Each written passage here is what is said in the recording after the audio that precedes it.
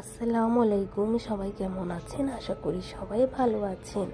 আজ আমি বানিয়ে দেখাবো দোকানের মিষ্টির দোকানের যে ছানার হালুয়াগুলো বিক্রি করে থাকে সেম ওরকম করে আপনাদের সাথে শেয়ার করব ছানার হালুয়া।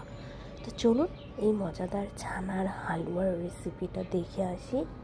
এই ছানার হালুয়াটা আমি ফেটে যাওয়া দুধ থেকে বানাচ্ছি। যে দুধটা বাসায় জাল করার পর ফেটে যাবে সেটা দিয়েও কিন্তু আপনারা এই হালুয়াটা তৈরি করতে পারেন। আজকে আমি সেই দুধটা দিয়ে বানাচ্ছি।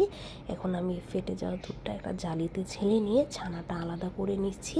আর এটা কিন্তু কোনো রকম পানি শুকানোর প্রয়োজন নেই, জাস্ট পানিটা পড়ে গেলেই কিন্তু এই ছানাটা দিয়ে আপনারা মজাদার হালুয়া তৈরি করে নিতে পারবেন। এখানে প্রায় আমার 1 কাপ থেকেও একটু বেশি পরিমাণের ছানা হয়েছে। এখন ছানাটা আমি হাত দিয়ে একটু গুঁড়া গুঁড়া করে নিচ্ছি। এই ছানার হালুয়াতে ছানার পরিমাণটা একটু ছোট ছোট পরিমাণের থাকে। এখন কড়াই বসিয়ে দিলাম আর দিয়ে দেব 2 টেবিল চামচ হচ্ছে ঘি।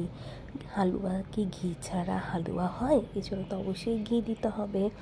এখন ঘিটা দিয়ে দিলাম, ঘিটাকে জাস্ট একটু গলিয়ে নিচ্ছি। এখন ছানাটা দিয়ে দেব ঘির ভিতরে আর খুব ভালো করে এখন ছানাটাকে এই ঘিটার সাথে ভেজে নিতে হবে বেশ কিছুক্ষণ, যাতে ছানার যে একটা দুধের একটা গন্ধ আছে সেই গন্ধটা যেন চলে যায়। এই জন্য ঘিয়ের মধ্যে খুব ভালো করে ভেজে নিতে হবে। খুব ভালো করে আমি ছানাটাকে ভেজে নিয়েছি। এখন আমি দিয়ে দেবো পরিমাণ মতো চিনি।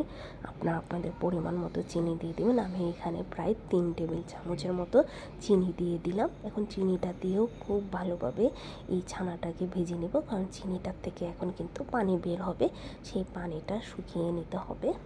এখন দিয়ে দেবো এখানে 1 কাপের মতো দুধ। আমি প্রথম অল্প একটু দিয়েছিলাম, তারপর নাড়া দিয়ে দেখে মনে হলো যে না আর একটু পরিমাণে দুধ লাগবে, এই জন্য পুরোপুরি আমি এখানে 1 কাপ দুধই দিয়ে দিলাম। এখন দুধটা দিয়ে খুব সুন্দর করে নাড়াচাড়া দিয়ে এই দুধটাকে আমি আবার শুকিয়ে নেব। বেশি দুধের উপরে কিন্তু খুব সুন্দর ঘি ভেসে উঠেছে। এখন আমি আর একটু শুকিয়ে নেব। আপনারা আপনাদের পছন্দের মতো আপনার হালুয়াটা কতটুকু ঘন খেতে চান বা শুকনো খেতে চান সেই পরিমাণ করে কিন্তু আপনারা হালুয়াটা শুকিয়ে নিতে পারেন। এটা পরোটার সাথেও আপনারা খুব মজা করে খেয়ে নিতে পারবেন। এখন আমি দিয়ে দেবো এখানে 2 টেবিল চামচ কাঠবাদাম কুচি। কাঠবাদাম কুচিটা দিয়েও আমি আরও কিছুক্ষণ চুলার ভিতরে এটা একটু রান্না করে নেব, তাহলে বাদামটাও খুব সুন্দর রান্না হয়ে যাবে। এরপর কিন্তু আমার হালুয়াটা এখন পুরোপুরি রেডি হয়ে গেছে।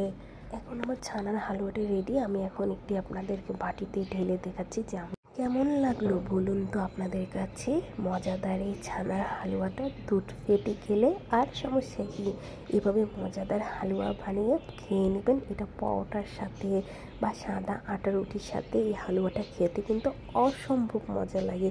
আর আপনারা চাইলে শুধু শুধু কিন্তু খেয়ে নিতে পারেন, অনেক টেস্টি। আল্লাহ হাফিজ।